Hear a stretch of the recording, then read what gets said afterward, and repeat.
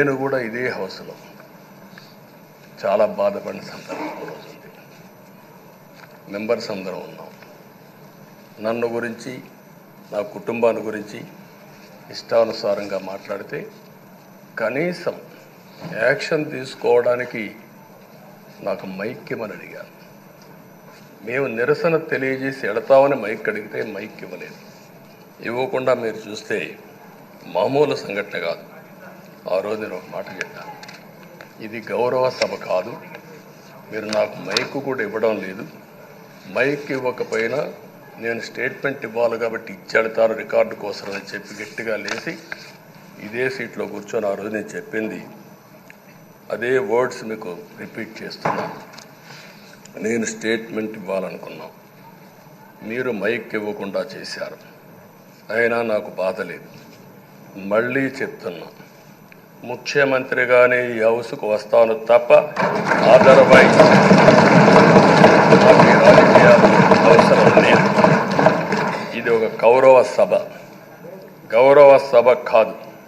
ఇలాంటి గౌరవ సభలో నేనుండనని మరొక్కసారి చెప్తూ మీకు నమస్కారం. ప్రజలకు విజ్ఞప్తి చేస్తున్నా, నా అవమానం మీరు అందరూ అర్థం చేసుకొని నిండు మనసుతో ఆశీర్వదించాలని కోరుతూ ఈ సభ నుంచి వాకౌట్ చేస్తున్నానని చెప్పి వాకౌట్ చేసి బయట ప్రెస్ కాన్ఫరెన్స్ పెట్టాను. ఎందుకు ఈ విషయం చెప్తున్నానంటే, నా జీవితంలో ఇది 9వసారి నేను ఎమ్మెల్యే.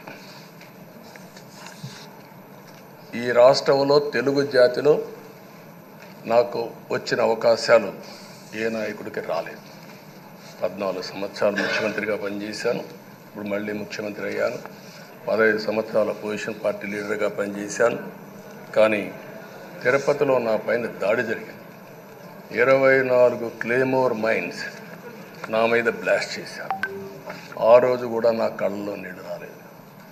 మొట్టమొదటిసారిగా ఎలాంటి సంబంధం లేని నా సతీమణి పైన ఆరోపణలు చేశారు.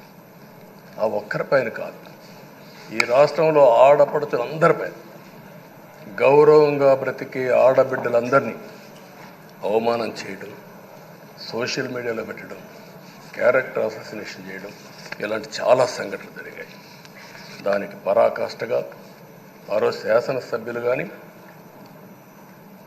కొంతమంది అయితే భవానీ శాసన సభలో సభ్యురాలుగా ఉండి ఎన్నో పోస్టింగ్స్ పెట్టే పరిస్థితికి వచ్చారు. అలాంటి సంఘటనలు చూసిన తర్వాత ఫస్ట్ టైం నా జీవితంలో ఆడబిడ్డల కోసరం ఇలాంటి హననాన్ని చేశారని బాధపడుతూ కంటతడి పెట్టాను.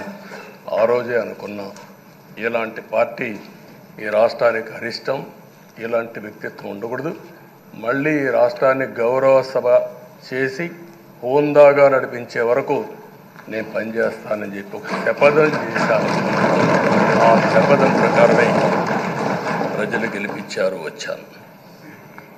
ఈరోజు 2 సంవత్సరాల తర్వాత, ఆ రోజు నేను వెళ్ళింది 2021 నవంబర్ 19వ తారీఖున వెళ్ళాను.